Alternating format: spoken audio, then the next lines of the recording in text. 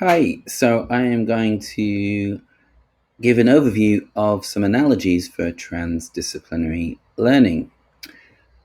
So, from the documentation we have from the IB, we might be familiar with the salad, the stew, and a cake to represent multidisciplinary, interdisciplinary, and transdisciplinary learning. I was inspired by an educator on Facebook that took that analogy, I played with it, and extended it to the idea of mixing colors. So here we could have three colors that are separate, that are independent from one another to represent multidisciplinary learning. So there's more than one thing, but they're each working on their own. Here we can have the colors overlap a little bit. So there are some colors that are merging and blending to represent interdisciplinary learning. And here we have the three colors overlapping all together to produce something brand new, a brand new color. So as I was thinking about the analogies that I'd seen, I started to develop my own analogy to push and deepen my own understanding of transdisciplinary learning. So I came up with the idea of representing the disciplines with people and in the context of technology. So here for multidisciplinary, we've got four people. Each person is working on a Word document independently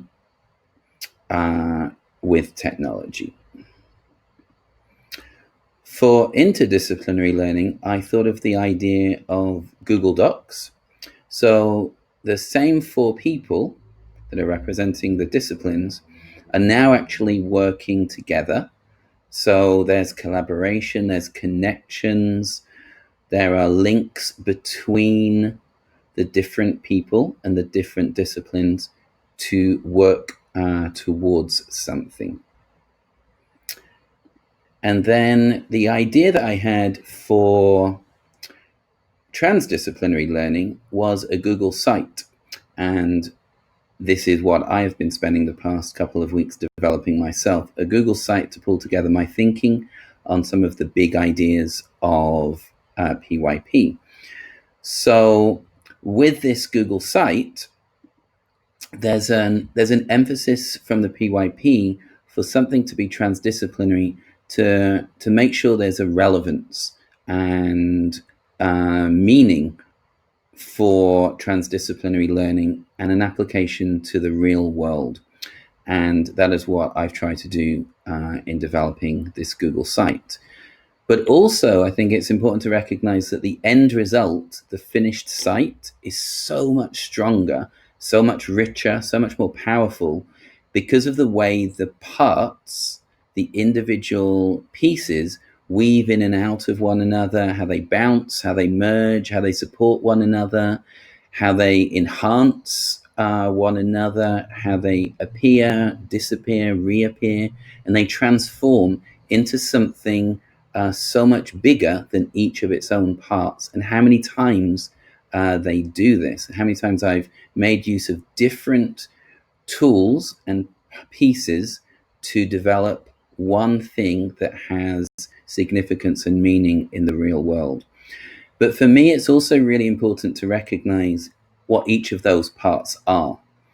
And so for me, there's so much thought that I've put into the choice of words and how other people might interpret or misinterpret the words that I've developed. The whole idea of clear communication skills. So I've tried to be as clear and concise as possible. The choice of the visuals to support the words. Me, in terms of my own practice and collaborating with other educators and other professionals. So I've sought out the help of a web designer to help with a couple of the videos. I've experimented with Padlet and different tools and collaborated with the e-learning facilitator at school. I've had to organize data. I've had to really be involved in metacognition and really reflect on my own practice to identify what I consider the key and clearest examples of transdisciplinary learning from my own practice in the classroom, and also to research and go back and check the documentation that the PYP give us, and to look and really analyze and consider each of the words that are actually given to us, perhaps in a new light.